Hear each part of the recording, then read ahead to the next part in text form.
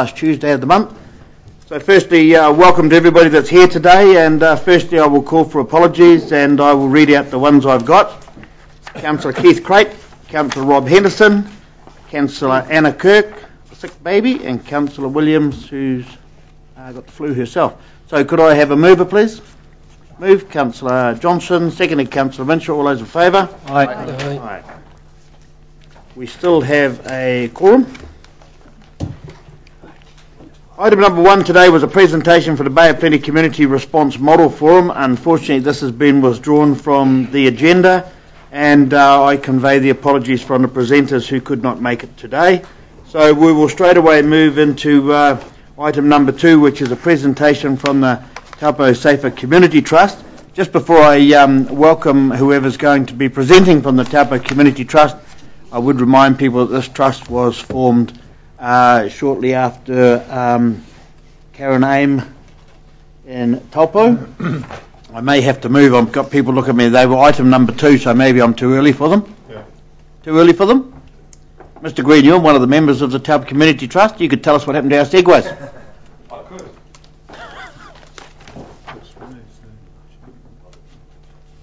Do you want to do it, or would you like me to delay I can move the agenda item? I'm happy to do it, Mr. Chairman. There you go. Well, then, as I was saying, the Taupo Community Trust was formed in the last triennium to try and help the community be the safest place it possibly could be. So Mr. Green was one of the trustees elected to that trust at the time. And so if you'd like to, I'd hand over to you, Mr. Green, and you can tell us all about the success of our CCTV cameras, etc. So as you can see, I'm well prepared. Our chairman is supposed to be here, Mr. Swanee, but we'll kick off without him, and if he does pop in, then he can take over from me, because he's probably got more to say than myself. But you're right, the trust was formed after the unfortunate incident a couple of years ago. One of the first projects that we kicked off with after that time was the CCTV cameras in the CBD. Council funded those CCTV cameras, and thank you for that. The trust's role was basically going through the tender selection process, negotiating with the police to get them installed in the watchtower, and then negotiating with the property owners to have them installed. And we appreciate the fact that I think for all 22 odd cameras, the landlords and businesses have them placed there for free and are powering them for free. So that's a major contribution from them. Post that, we've worked on a couple of other projects. You mentioned the segways, Mr. Mayor. That was one that obviously we got funding through Rotary Club 4 for various reasons that didn't work out, and the police weren't able to use those segways. So they were actually sold back to the supplier, and we're just in the process of recovering the monies from those. At which stage, ourselves and the Rotary Club at Taupo Moana will are having conversations about where that money's going to be best spent. Indications at this stage is that could be some more CCTV cameras in the Paitiki area, which has been experiencing some issues as of late, as you'd be aware. The trust has recruited over the last couple of years, and we have a full membership at the moment, which is good, and obviously all volunteers, but working hard towards ensuring Taupo is a safer community.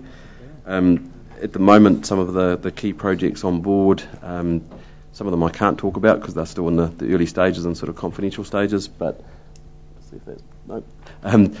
But basically, we're trying to position ourselves as a bit of a funding organisation. So rather than taking any projects on ourselves and delivering like what we did with the Segway and the CCTV, we're essentially positioned ourselves a little bit as an intermediary. So we're working a lot with existing social service agencies who are coming to us and getting us to assist them with funding.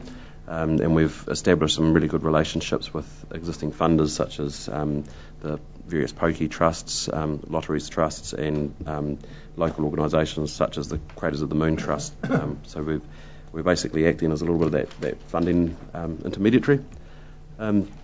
Other than that, Mr. Mayor, I don't know what else I can say with my great preparation, as I say, which was all of 2 seconds before I sat down. But happy to take any questions. Okay, well, I'll just open up the floor to the councillors and see if they any questions or comments therein.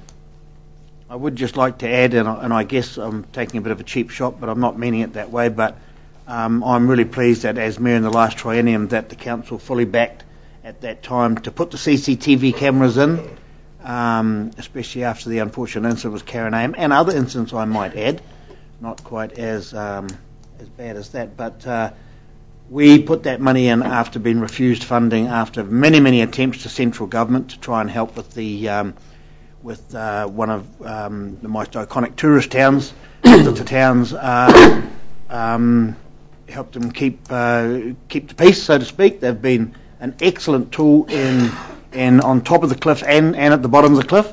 I would venture to say I know of many instances that could have escalated into bad examples of violence that were stopped at the top of the cliff because of the cameras. They were spotted straight away. Police were sent there by the volunteers, and I also know of many cases where crimes have been solved by replaying the tape. In fact, I've heard from the police of many cases of people pleading not guilty and changing their plea as soon as they played the tape in the court. So, and witnessed themselves doing what they were doing. So, if the Councillor Mincher. Just one question, Gareth. You might recall down in Turangi, they were doing the cameras down there, and there were still issues with the police regarding monitoring those things like that. Have you made progress with them down there, or is that more the community board? There's a trust down there that works under the community board, so they don't come in within the ambit of the Taupo Safer Communities Trust. I'm aware of the issue that you're referring to, though, with my other hat on, and I understand that that's been worked through as we speak. Cool.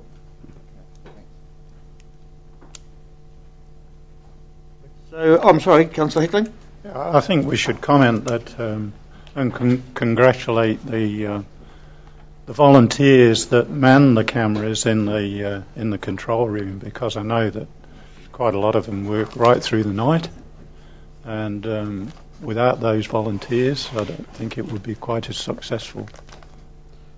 They do, Mr. Chairman. They're incredibly hard working. They're picked by the police. Generally, they're the same pool of people who do the community patrols. So they're well trained and put in a lot of time and effort. And as you quite rightly said, Mr. Mayor, that the cameras themselves, they act as a deterrent being there, and then they have had a great success rate in terms of solving crime once it has happened. Also, I think just bolstering what Councillor Hickling says, two things. They're always looking for volunteers, community patrols, people to watch the cameras, etc., things like that. A little bit of training involved, so if you know anybody or anybody watching webcam hasn't got anything to do in the dark hours of the night, they might want to be volunteers. And secondly, that I've said it many times, I'll say it again here today, volunteers aren't paid because they're worthless, it's because they're priceless. So if there's nothing further on the matter, I will move to the suggested resolution that the information about the Taupo Safer Communities Trust be received and that the representatives thanked for their presentation. Move, Councillor Hickling. Second, Councillor Downard. All in favour? Aye. Thanks, Gareth. Thank you very much, Mr. Green.